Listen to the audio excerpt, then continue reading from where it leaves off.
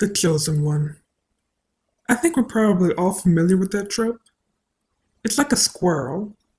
If you go far enough into the forest of books and TV shows or movies, you're bound to stumble across one. This isn't necessarily a bad thing, but sometimes I find myself being a bit of a contrarian. People start expecting a chosen one, especially in fantasy, and I'm a sucker for it too sometimes. It taps into that natural appeal of someone being special, and honestly, it's nice to see people destined for greatness. So what if they're not?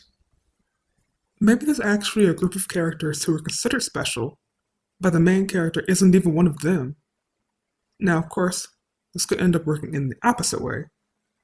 By not being special in the land of special characters, they then become special in their own right. We've seen those characters who everyone is in awe of because they're so aggressively mundane that they've managed to become spectacular. At that point, I say they win. So, because of these little over and underachievers, I'll just have to add on. What if there are some more characters who aren't special? At least, not in a way that's easily recognizable. Can we drop some salt in the wound? I've got Himalayan just for this occasion. There are even seers in the story, so it's entirely possible that someone could have been like, I foresaw a prophecy of greatness for your future.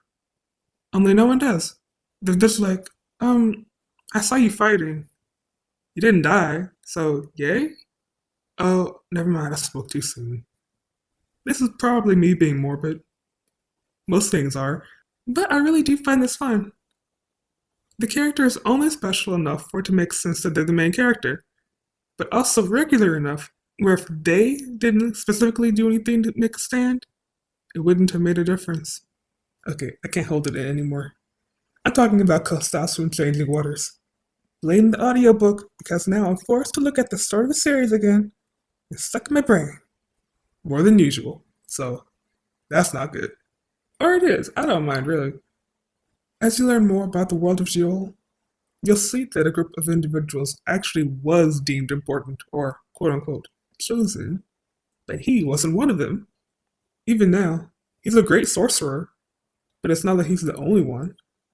You have his honorary great aunt, who was an absolute beast in her prime, especially with spells, his adopted grandma, who's skilled, and let us not forget Mr. Leander, everyone's favorite vizier.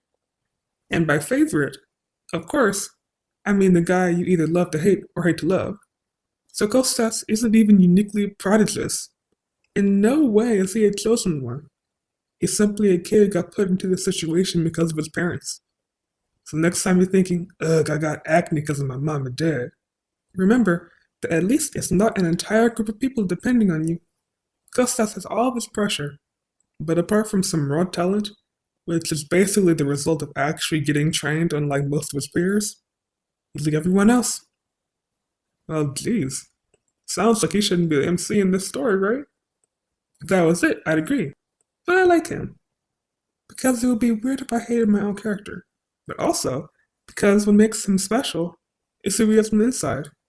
And I mean that in the least corny way possible, so please, put the butter down. It's not that the power is how Kostas believes in himself. In fact, he kinda doesn't. His mom's been unofficially in charge of the village since he was born. He's fine with it staying that way. So the poor guy doesn't even have a little confidence on his side. But what he does have is loads of determination and vision.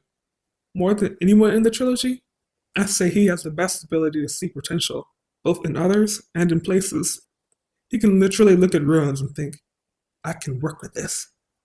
He'd be great on a house flipping show. It's this that helps him fight when most Jolans are ready to turn and swim away. So maybe he's not chosen at all, but he's still very special in his own way and doesn't mind working for what he wants.